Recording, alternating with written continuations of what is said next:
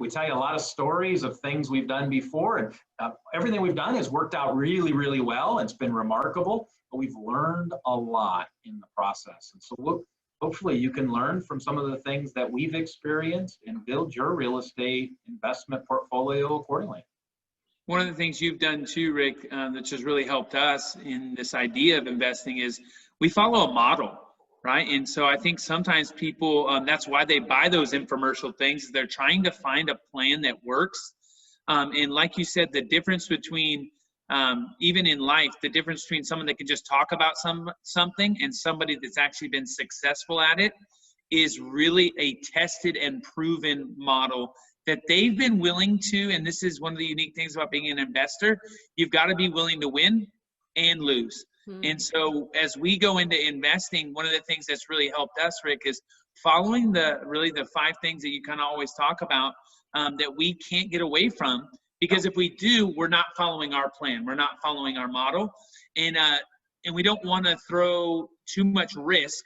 It's already risky to invest, but when you don't follow a plan, you put way more risk in the opportunity than you need to. Well, and Joe's absolutely right. You have to follow a model. You have to have a plan. You have to have a strategy. Otherwise, you think everything's an investment until the end of the day when you paid more than what you received. And so what I found is that most people who are getting into real estate investing, they correlate, they parallel how they bought their primary residence. And so what they'll do is they'll say, well, this is how I bought the home that we're living in, so that's exactly how I'm going to go buy my investment property. And it could not be further from the truth. It could not be a worse strategy, because many of the things that made your primary residence the one you wanted to move into, because you had that beautiful pool, or it was one of a kind, or it was located in a remote location, they make incredibly and terrible investment properties. And so as we walk through our 5 things to look for today, we're going to parallel what you probably looked for in your primary residence, and we're going to tell you why it's so different, and this will help you do it. But be sure to listen to some of our other podcasts, because we've got a lot of other podcasts that will kind of break into how do you find them, where are they located, and how do you evaluate them. But today's going to be about the 5 things you got to look for in an investment property. You don't know these 5 things, you're bound to get in trouble. Well, and I remember being in our 20s, and I had bought my first house, and then it was time to start buying my first investment property. And I remember actually just talking and saying, hey, here's what I think I can make. And I'm a pretty excitable guy, a pretty passionate guy, Rick. And so I come and say, this is a great deal. Let's buy this house. And then Rick could say, okay, well, let's run it through the 5 things. And honestly, sometimes I thought it was a great deal, and I was so happy that you taught me these 5 things, and that we've modeled these in every home we've ever bought or flipped, and it really has helped us to win. And so some people want to get it, like we said before, in investing just because they want to say they're an investor. Well, you're not really a good investor unless you're making money. Mm-hmm. And so these 5 things have helped us to not just win, but make sure that it's always a win-win for both us and the people that end up purchasing the homes that we sell. So I'm excited. Okay, so Rick, what's number 1? How do I make money off of a home? Okay, so let's start with the most important thing. I know a lot of times you listen to these podcasts, and they'll leave the number 1 to the very end. Let's just give it to you right at the beginning, because we got 5 solid things that you've got to pay attention to. If you were looking for your primary residence, the home that you're going to live in, you're going to bring your family, my guess is you took into consideration schools, maybe you took into consideration parks, you took it into consideration neighborhood amenities, how close is it to this and how far away from this. And that's not the lens you want to look through an investment property. And when you look for an investment property, the first lens we want you to look through is the lens of return on your investment. We want you to look through it from a lens of return on investment. Now, that return on investment may come in the form of rent. That return on investment may come in a form of a flip. That return on investment may be a short-term rental or a sublease or any number of ways. We're not defining that it has to come, but it has to have it. Remember, I believe that there's different types of real estate, those that are in the real estate business. And I call the first type the real estate spectator, right? Joe, they're at the top of the stands evaluating how the game is going, but they've never played around themselves. They've never had to down themselves in the game, and they're just watching. And the next type that we see from a real estate spectator, now we see the real estate speculator. And they're saying, okay, if the market continues to climb, then inevitably this home's going to be worth more and more and more. And there's not a reasonable person out there that doesn't know the fallacy of the real estate speculator. Like we all enjoy real estate appreciation. We enjoy it, they go up in value, but it's unreasonable for them to think that they're always going to go up in value. It just doesn't happen that way. Markets go up, markets go down. The stock market does, it's real estate market, the bond market, all markets go up and down. Then we see, and these are the people that I'm going to start talking about, they're the real estate investors, and they definitely know their return on investment. You know, the funny thing, Rick, about those three as well is the further they go, the less they like to talk. Yes, right. It's very interesting. The speculator wants to, or they want to tell you. The spectator wants to tell you all about what they think they know. Why didn't they pass the ball? Yep. Why didn't they run the ball? They're in the stands and they don't have the ball. Yeah. And the unique thing about today, Rick, is that when we became investors, we wanted to make sure that we shared what we learned, because we always want to make sure that we're helping other people. That's right. And so even though people get more quiet the further they go down that line, the reality is we want to be able to be open-handed today to help those that are watching and those that are listening to really apply these things. We're giving you practical things that are going to make you money. And so as we go through these 5 things, I think that's super important, because most really, really good investors, you and I both know, we deal with them, in our real estate team. They don't like to talk about how they find their homes and what they do. And so for us to be able to share this today really is different than anyone else out there. Well, and we've realized that there's not a limited amount of opportunities. There's plenty of opportunities for Joe, and plenty of opportunities for Christina, and plenty of opportunities for me, and there's plenty of opportunities for you listening right now. For you, there are opportunities out there, but the opportunity of a lifetime only lasts within the window of that opportunity. You miss it, it's gone. And so you got to have the right lens. And the real estate investor, they think ROI, right? They think return on investment. They think, they're not thinking parks and schools, and they may be privy to them, they may be aware of them, but they're thinking real estate return on investment. And before you ever get to ROI, Joe, you got to get to return of your investment, right? Like that's where it starts. Right. Can I get my money back, whatever I'm going to invest in it? And then you're saying, okay, what's the multiple that I can get on the investment? Now, in real estate investing, there's a specific term that we use for this. And without getting too technical, I'll give you the term and we look at it. And the further you are in the investment strategy, the more you get used to and familiar with the term. And it's simply called the capitalization rate, the cap rate. And it's super simple. We make it so much more complicated than what it is. It's the relationship between the net rent and your investment. That's what it is. Okay, it's that relationship. It's that percentage. It's in the middle. That's all it is. And so, for example, you could buy a higher priced property, but then you better get a little bit more income, right? And if you bought a lower priced property and you got a higher income, then that ratio goes up, then you're getting a higher return on your investment. We call it capitalization rate. And what we look at is that cap rate, which is often what it's known for. What I love about that metric that we use, because remember, the guy that taught me used to say, Rick, if you run the numbers will tell you what to do. And the capitalization rate, what I love about it is, Joe, Christina, it allows you to compare it to other investments. Now I can take it outside of the real estate world and say, well, would I like to do this, or do I want to go into an index fund, or do I want to go to a mutual fund, or do I want to invest in stocks, or do I want to just keep my money in my bank account and get less than 1% today on your? Do I want to put it in a CD? Do I want to put it in a money market account? Like, where do I want to go? And this number allows you to then begin to compare and contrast other options that are even outside of real estate, because all you're talking about is the capitalization, the return on your money. Can you get your money back? And then what multiple is it coming back? And so we look at that number, and the investors that I talk to, and eventually they become real estate collectors. We're using the football metaphor, right? Like, you're up in the stands, you're a spectator. You're guessing what's going to happen to the market. you're a speculator. You're an investor if you're on the field. The ones that are the real estate collectors, they're the ones that show up with the Super Bowl rings. Like they're a collector. And that's what it's like with real estate, is that they can become real estate collectors of different kinds of properties. So it's not just single family homes or commercial properties or vacation rentals, that they can speak intelligently, they can evaluate, and they always start with, is there a return on investment on that property? Okay, so Joe, what's number 2? You always hear with real estate, location, location, location. Does that play into it?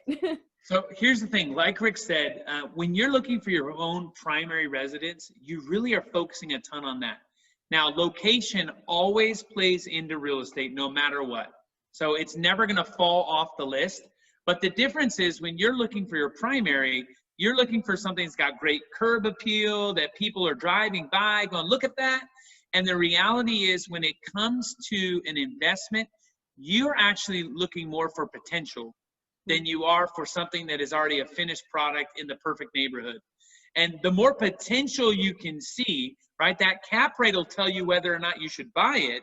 And then as you go into it, you start to realize, hey, there's a greater potential that the consumer, not me. One of the things I had to learn really fast is I used to walk through houses with Rick and I'd like, oh man, I put my couch there and I do this. And I would start to already map out what it would feel like for me to live in the house, right? And he would say, Joe, your wife, she likes things that we are never gonna put in this house. It would be too expensive to make this a house that you wanted to live in.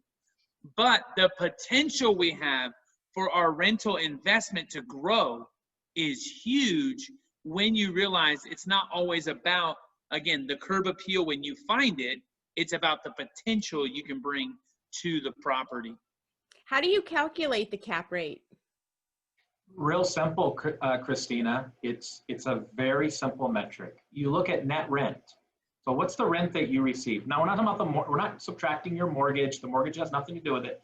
We're subtracting what's your net rental income. We take your net rental income and we divide that amongst your investment. How much money have you invested into this property? That will give you a percentage. That percentage could start at 2%. It can go up as high. I've seen it as high as 12, 13, 14%. And it can range anywhere in between. And if it's a flip, you might realize that return so much quicker.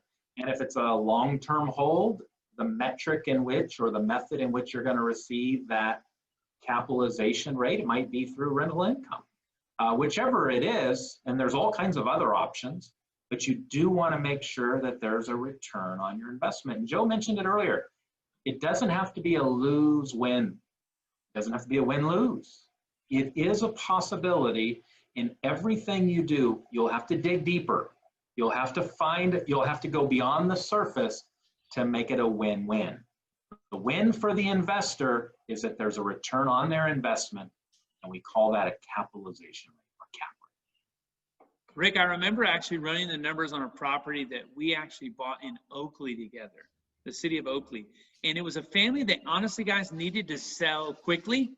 And so we were looking at listing the property for them. And I said, Rick, I think this fits really the numbers that we look for. And so each investor is going to have a number that they feel comfortable at. I would say we're probably more conservative, Rick. And the reason we are, guys, is we never lose. And that's not being arrogant. We also aren't out buying every weekend, right? Some guys are looking for the next one right now. And to do that, you're gonna take on more risk than we have in the past really wanted to. But that property, Rick, I remember calling you and saying, hey, here's what they think it's worth. And I remember you and I said, hey, I think we should buy it. And you said, Joe, let me run the numbers, right? Yeah. And I think within 2 days, we were able to purchase that property. It was a huge win for that family, right? Because they actually received, here's the unique part, they received the value that they had hoped for. And the value they had hoped for and what we knew we could actually get for that property as a rental property, the numbers lined up where it was a win for them, and we did it quickly in under 7 days, and it was a win for us, and it's still winning on that property today. Well, Joe's absolutely right. And in that case, it was a no-brainer. It met the ROI capacity, and it had a potential that we had to do a little bit of work to the property. Joe told the story last time how we actually brought our kids. It wasn't the most cost effective. It wasn't the fastest way. It probably wasn't even the best craftsmanship, but we wanted our kids to learn this lesson. I wanted them to leave with dirt between their fingernails. Honestly, I wanted them to have some blisters. I wanted them to have some sweat equity because I wanted them to know what this took. This was not something that just happened by happenstance. There was a plan, and they had their energy, their sweat, in some sense, maybe even a little bit of their blood invested into that real estate, working on it that weekend. And so it had potential. And that leads us to number 3. Like, what's the third thing you look for? First one's return on investment. Mm-hmm. It's different than your primary residence. You might want to look at schools or parks and all those things. For the investor, they look at ROI. Joe talked about potential. What's the potential that property has? And what can you do to expand that potential? And oftentimes, if you're buying your primary residence, you're looking for curb appeal, and properties that have a lot of potential, friends, I'm just telling you, they don't have curb appeal. They're often the properties that you're like, the neighbors don't, they don't want to acknowledge in their neighborhood. Like, that's the one with potential. That's the one with a little bit of landscaping, a little bit of paint, a little bit of carpet. Boy, it has potential. Here's the third one you ought to be aware of. Where if you're buying your primary residence, flooring might be important to you. Bamboo flooring, LVT, LVP.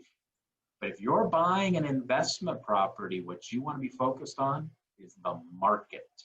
Is there a market? Now, when I say the market, that conjures up all kinds of different thoughts with people.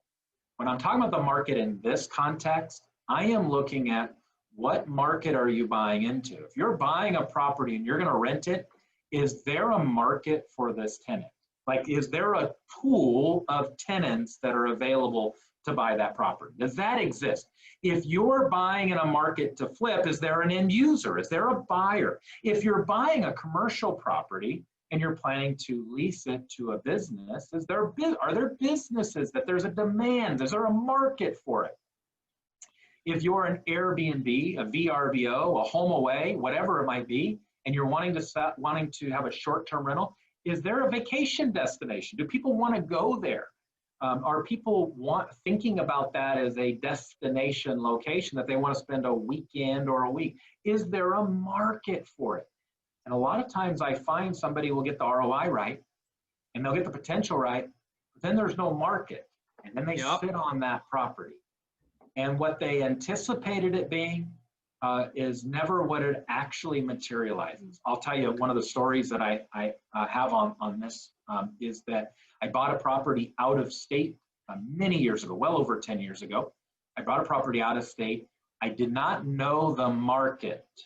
And the property manager I hired had told me that we could rent it for so much more than what we actually could. And at that time, I said, well, let's just reduce the price, $100 of rent every month. Let's reduce it again. And we kept reducing the price, and I didn't know the market. Now I know the market. If I'm going to buy into a community, and in this case, I'm going to know what a tenant is willing to pay for it. I'm going to know what a buyer is willing to pay for the end product. I'm going to know what a commercial tenant's willing to pay lease for. I'm going to know what a vacation home, what I could rent that out per night, because I know the market. And you need to know the market in order to have a great investment property. One of the unique things about knowing the market as well, Rick, is so many people are watching HGTV. We brought this up on our last podcast.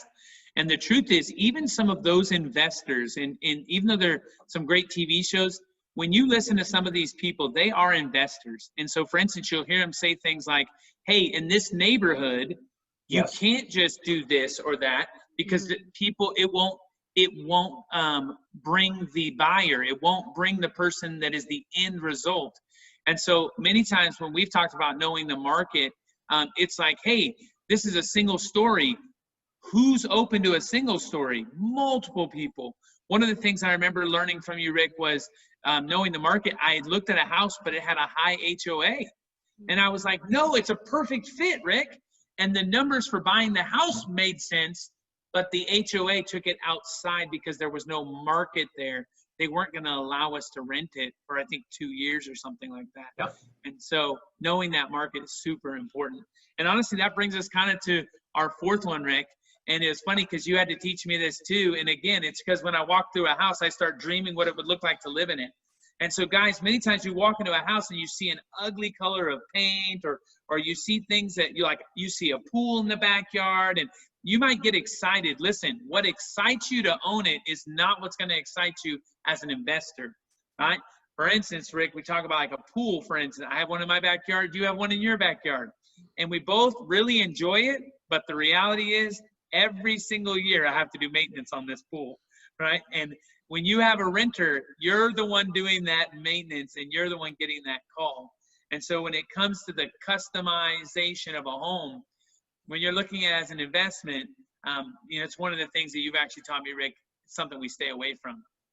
Well, Joe, you're absolutely right. You have to reduce your risk. And Joe talked about a pool. Think about the cost to maintain the pool on an investment property. Not the home you're going to live in, but the home you're going to invest in. But let's just look at the size of a home. The larger the property, the larger the single family residence, the more risk associated with it. But what do you mean, Rick? Well, you put a tenant in and you got to replace the carpet on a 4,000 square foot home. That's a much bigger price tag than that of a 1,200 square foot home. You think about an air conditioner that, it might take 2 air conditioners to cool a 4,000 square foot home. But if you have a 1,500 square foot home, maybe it only takes 1 air conditioner. So if you have to replace the air conditioner on those properties, it's 50% of that, which then reduces your risk, right? You could parallel that to a water heater or kitchens or how many bathrooms. And there's a very real sense that if you don't reduce your risk, the risk exposure that you could experience by investing in real estate could at some point eat up all of that return on investment that you have.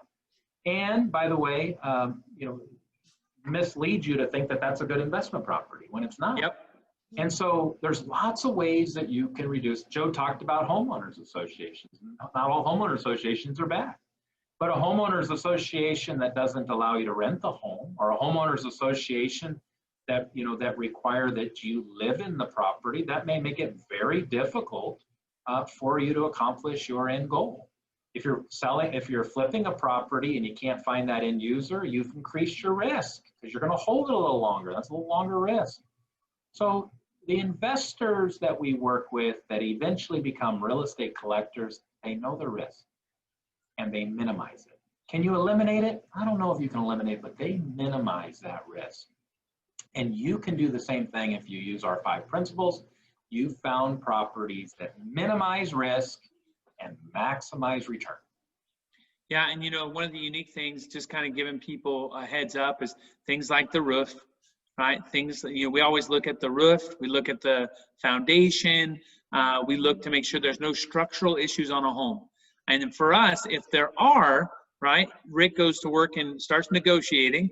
And if it's not negotiable, meaning if we have to replace the roof and they're not going to reduce the price so we can replace the roof, we're probably going to walk from that property. And that's one of the things, like you've said, Rick, because we just don't want to take on all that risk, right? Because it'll end up eating up our profit. And like you said at the beginning, number one, guys, is ROI. And we always keep ROI on our mind. Rick, what's number 5?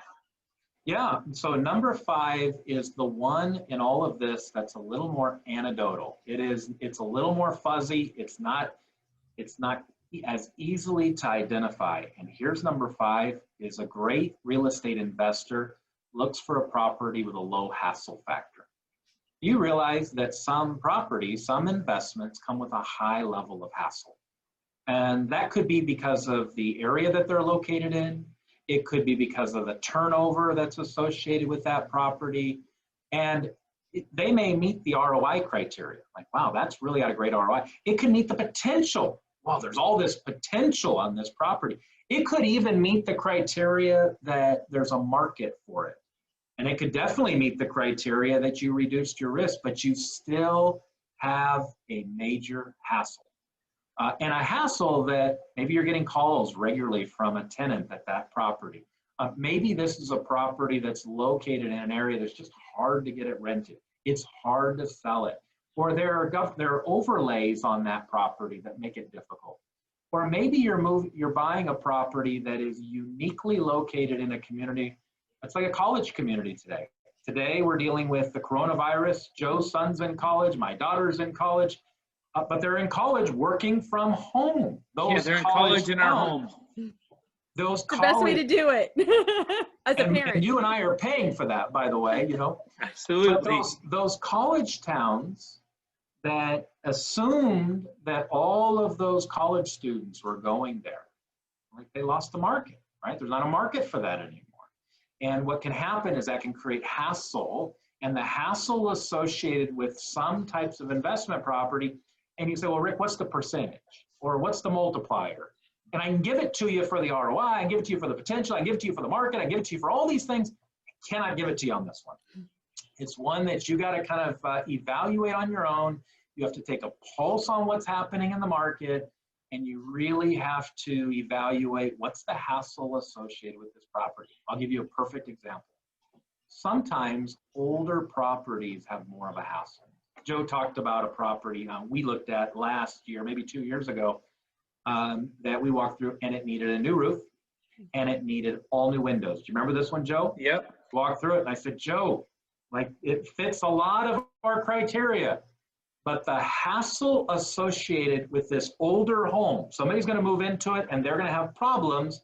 And those problems, because we are advocates of responsible home ownership and being responsible landlords, that creates hassle.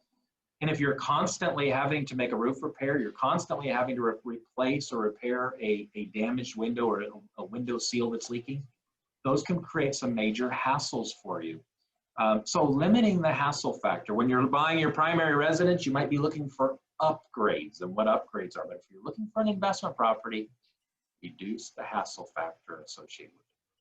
Yeah, well, and I think the other thing that we talk about in reducing that hassle too is when you go into an investment property and you're thinking about changing things out, like carpet, or it's also making sure that the materials that you use, and we stay pretty neutral, Rick. You have I think 2 kinds of paint that we use and 1 or 2 kinds of flooring that we use, and that's every property no matter what, because the reality is if it's a long-term rental investment, man, you might want to put hardwood, but maybe it's that what is it, the vinyl, right? So where you're covering scratches and you're covering, so you all have to think about it a little differently, and so that you're not having to take on the risk of, you know, carpet, get one bad animal in it. And I know, Rick, you've had some of these experiences, and we've helped investors where all of a sudden it was like, oh, I only have one dog. That one dog tears the carpet up, and now you're $5,000–6,000 into changing carpet. And so I think it's also important that the materials that you're using when you go through a property are really durable, long lasting, and you're going to get the most out of them. Yeah, you know, Joe, when we look at that, you know, we found some really good materials and some good vendors that provide those materials quickly and efficiently. They know exactly what color that we want. And by the way, it's not my favorite color. People always ask, is that your favorite color? It's not my favorite color of carpet. It's not my favorite type of paint. It may not be what I do for my own home. But what I know is that 9 out of 10 people like that. And that's, I need to create that market. And when I do things that are extreme, the 9 out of 10 becomes maybe, you know, 4 out of 10 or 3 out of 10. And I start shrinking the market by doing things to the property that only a few people would like. And so what I need to do is to open it up to where most people are going to find that to be very appealing. Nobody's going to find, you're going to find everybody, but most people, 9 out of 10 people are going to like that paint color. 9 out of 10 people are going to like that flooring choice. 9 out of 10 people are going to like those countertops or those cabinets or the appliances. That they're going to be acceptable to most of the people that walk in the front door. And when you have a pulse on the market, you can make those adjustments so that you get those right products in.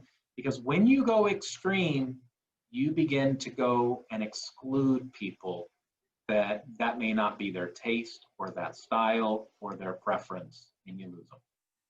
Well, and we found that when you follow these 5 things, it's always a win-win. And that's one of the things that, you know, because we've helped other investors too that have gotten into investment properties, they didn't follow these 5 steps. And because of one of them, maybe it was the hassle factor, maybe it was there was no market for it, all of a sudden, now an investor can't even get their money out of it. And I'll just tell you, we've always said this, there's no reason to invest if you're not going to get a return on your investment. Well, and then Joe, what happens is you get investors saying that doesn't work. What do you mean real estate investment? I'm never going to do that again. And then you hear the most notorious, I don't want to fix a toilet. I don't want to make a repair to a fence. And I can tell immediately that they didn't have a principle-based investment strategy. What we're giving you here is, we didn't tell you to buy that one or not buy that one. What we did was we said, these are the principles that we use. When we're evaluating, we put these lenses on and we look at it from this viewpoint. And when you do that, you have less of those situations that occur. You have less of those nightmare experiences. When you buy a property and it's got a good rental market, you have lots of tenants to choose from. When you buy a property that's not in a good rental market, for whatever reason, maybe just because it's rural, just because not a lot of people are in that area, whatever it might be, when you buy that property causes you to have a negative experience in real estate investing. You never want to do it again. So follow these 5 principles as you're investing in real estate. You're going to have better experiences. And by having a great real estate experience, a great investment experience, starting to build wealth through real estate, now you want to do number 2. Now you want to do number 3. And then Joe, what you and I do, we have a whole amazing team of people, and they help people do this because they've done it, we've done it. Now we're like, we can tell others how to do it, and let us show you how to invest in real estate. That's the key. That's the key is that we just want to help people move forward. And again, you know, one of the things that investing in real estate really does is it helps build generational wealth, which is a big thing right now. It's a big topic all around, and real estate's at the center of it right now. And so it's super important. And again, like Rick said, we found that if you can follow these 5 things, and this is how we evaluate every single investment property we look at, right? If it passes this test, then we're willing to make an offer, right? If it doesn't pass this test, even one of these things, right? Even one, if it doesn't pass, like if you walk in a house and all of a sudden someone has made some, matter of fact, I remember walking through a house, Rick, we were thinking about investing in, and they had put a bathroom in about the worst place. It was right under the stairs, which seems super weird to me. There was a bathroom where maybe a closet should have been, and it was a restroom. But the problem was you walked out and was like into a living room. So it was just totally weird. And I remember going, oh, this house has got the numbers, it's got this, it's got that. But that one thing made us say, nope, we're not going to do it. Why? Because the market won't be open to this. And so we were willing to walk away from deals too. And I think that's the important thing, especially right now, Rick, is that there's always great deals, but not every deal is a great deal. And you need to be able to walk away. We always say, you know, it's kind of like the old adage, you got to kiss a lot of frogs to find a prince. Well, listen, I think if you go looking for a prince, you shouldn't have to kiss a frog. So. Well, and that's exactly right. And by you knowing these 5 things and you using them as a lens in which you evaluate whether it's a good investment or not. Are there other things? Sure, you can add some other things to this list, but I think that this gives you a really good start and minimizes a bad real estate experience and gives you the greatest opportunity for a great real estate buying and investing experience. And when you begin to own real estate, which is limited in its very nature, there's only so much of it. You know, when you print more money, stocks can split. You can go and put more money into CDs, or you can open up a bit, you know, another money market account, but you are limited on the amount of real estate. If you don't believe that, look at the city of San Francisco. It is 100% developed. There is no available developable land in the city of San Francisco. It is all developed. So what do?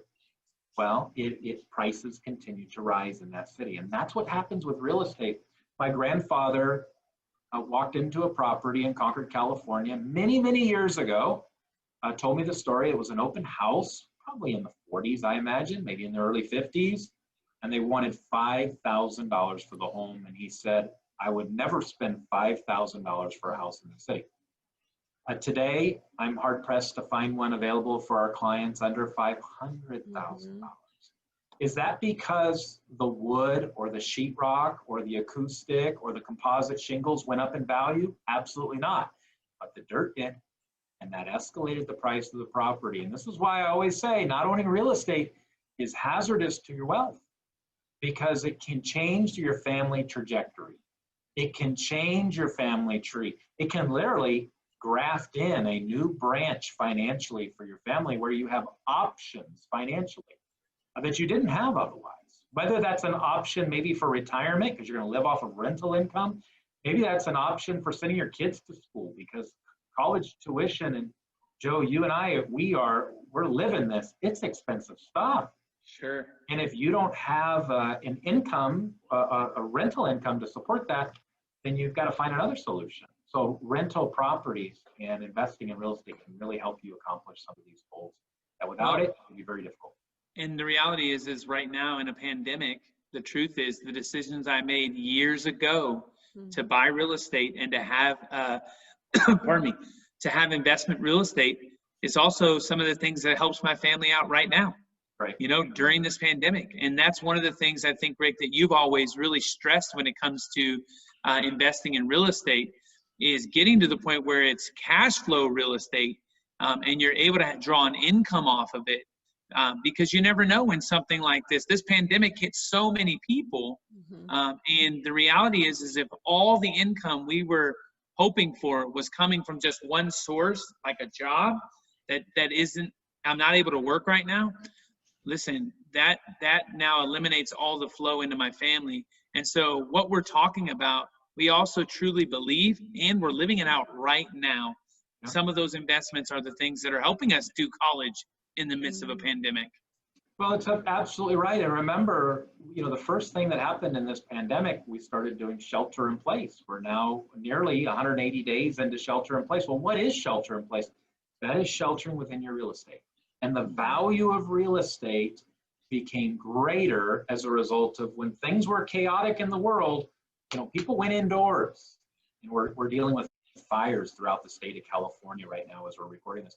Where do the people get indoors? Like there's a value in real estate, and it's rewarding for you and your family. And we've talked about that and what it can do to kind of graft in a new limb on your family tree.